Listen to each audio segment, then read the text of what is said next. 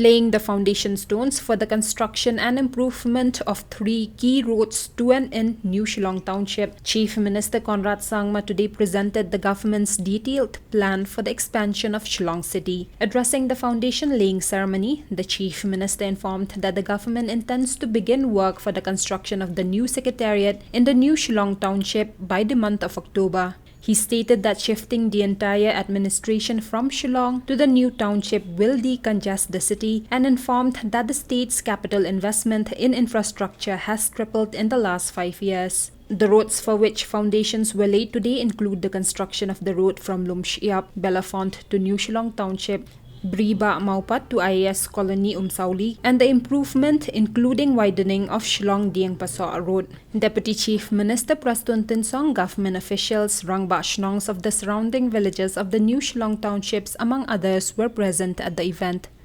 So that orange section is where the New Shillong Township, where the administrative city, where we'll have all the secretariats, all the different kind of government offices.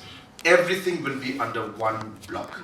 So if you can see the two roads that we're making now, the red and the purple, are going to lead straight to the new administrative city. And hence you will not have to go through this entire traffic jam to access the new secretariat. The red line, the route that you're seeing, that's a 49 crore project, which we are proposing now, is going to be a double lane highway about 6.5 or 7 kilometers long, which is going to go straight to the new secretariat. We will have different kind of bus services, different kind of public utility, all of these things planned along the way, of course, with all your support. Because if community is not involved in this, we will not be able to do it successfully. And hence, this is where the new administrative city or the secretariat will come up. And as was mentioned by our Honorable Deputy Chief Minister, we are already at the planning stage where the design for this new secretariat is being worked out as we speak. We are expecting that by the month of March, we should be finished and completed. I'm taking a review next week on the presentations for the design of the new secretariat. Once we do that, we expect that by the month of October, we should be able to start the construction work of the new secretariat. And we are hopeful. Of course, it's a big challenge that in 3 years' time, we should be able to do majority of the work. I'm not saying everything will be completed, but majority of the work so that there's sufficient space for at least the secretariat to shift to the new Shillong Township area in that orange section out there. And that's the kind of vision and speed at which we are moving. And once we do that, our idea and objective is to use the current locations that are there where the government offices are to expand the roads within Shillong City. Now when we see the secretariat where we are right now, there is the space between the MCCL and the secretariat. That space is there. Both MCCL side also and of course secretariat side also, all the way to DC office is the land of the government where we have got the secretariats. Can we work towards expanding the road to make it into bit more than double lane so that there's again decongestion? So wherever possible, green space and decongestion which in Shillong can be done, this existing Shillong city can be done once we are able to shift the administrative city to the new Shillong Township. And of course, when the new Shillong Township also shifts there, the traffic also, if not 50%, I would expect that 30 to 40% of the traffic will also shift to this area because as you are aware, our assembly as well as the government offices, if they're all there, then the traffic towards our existing Shillong city will also be minimized. So this is the vision with which we are working, and that's why these 3 roads are very, very crucial. We are happy to tell you that the tendering process of these roads will also take place in the next few weeks, couple of weeks time, I'm presuming. And we should be able to start the work for this also very, very soon. So it's not that we're laying the foundation stone and just leaving it. We expect that the work for this will start within the next 3 to 4 months, 6 months. I mean, rains are coming, of course, but things will move at a very, very fast pace. And we would want these roads to be completed at the earliest. The golf link area, we have already tied up with the association, and there will be a large public park that will be created in the 3-4 areas which you must be noticing. The golf course has got those areas where there are a lot of trees out there. Without cutting any of the trees, we'll be creating small parks, small adventure sports kind of a area, place for people to sit, people to walk. And around the golf course also, we are going to be having some areas for people to walk in association with the Golf Association. And we were supposed to lay the foundation stone for that today also, but the Honorable Local MLA is not present today. He's in Delhi. He requested that he would like to be present for that program. And similarly, we'll be doing a very important waterfront project on Polo side, and that also will be something that will develop, apart from many other projects that we're doing. So what I am trying to tell you, or the message that I'm trying to give to you today, is that Shillong is going to see a transformation like never before. Even as we speak, even the new secretariat space that's coming up, we don't have the estimates yet because designs are being finalized, but the project will be anywhere above 500 crores. So even if you look at the basic roads that are going on right now, the roads that are going to come up, the existing projects of the smart city project that is taking place, you're looking at almost close to 2,000 plus crores that is going to be planned and worked and invested to make Shillong into a modern, decongested and a futuristic city. Of course, there's a lot of work to be done, but the vision is there, the ideas are there, and the focus with which we are moving, we are sure that we'll be able to achieve these projects and growth in the days to come. But what is more important to remember, and which is why we are all here today, is that while government is going to be developing the yellow area and orange areas, which is within the government's land and jurisdiction, in the sense that it's the government land, government owned, the rest are community owned properties.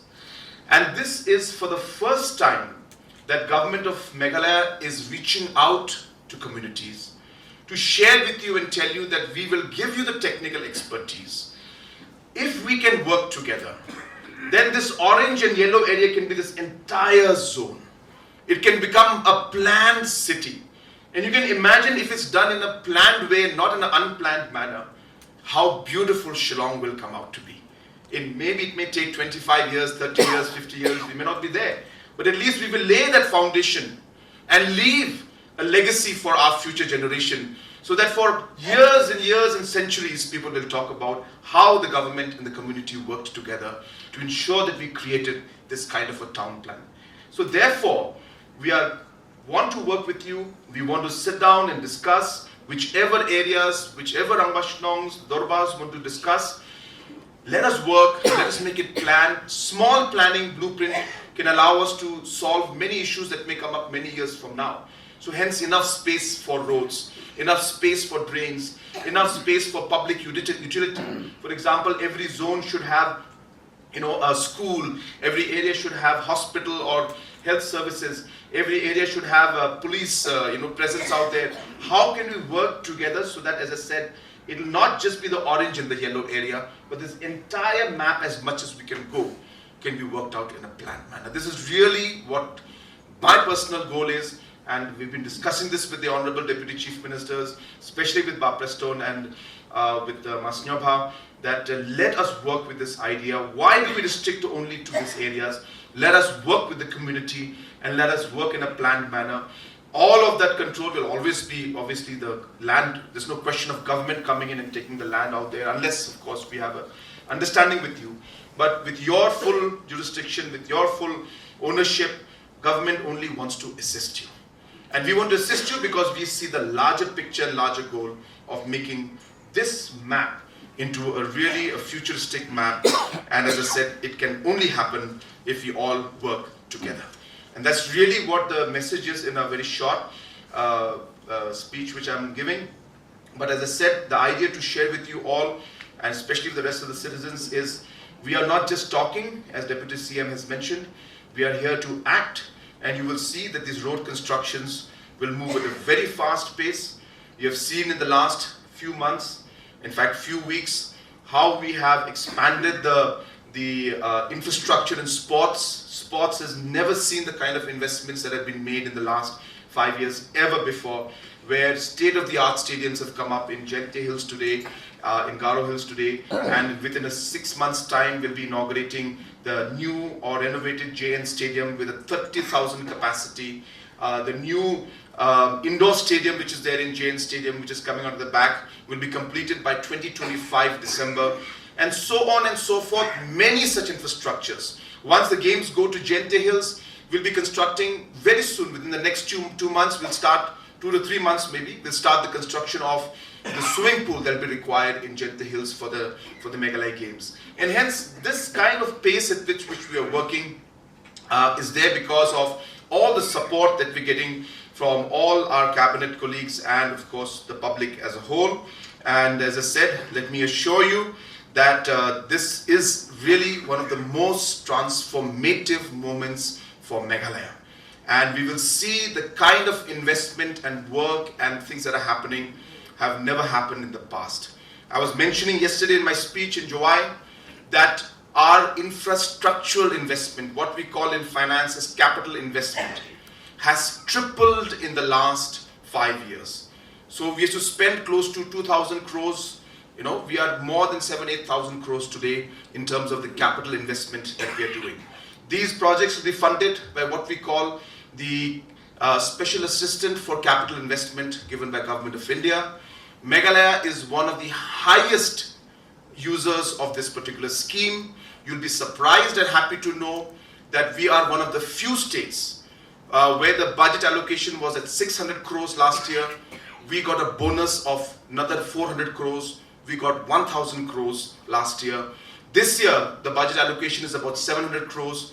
We will be touching 1,800 crores in terms of the capital investment that we'll be making through this particular fund. And this is happening because we are utilizing the fund, we are implementing it fast, and we are giving the utilizations to center.